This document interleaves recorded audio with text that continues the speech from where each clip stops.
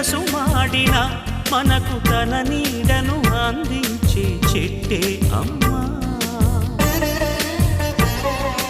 చాలెడు నీళ్ళైన తాను దాచుకోక జగతికి సర్వస్వం అర్పించే మవ్వే అమ్మా.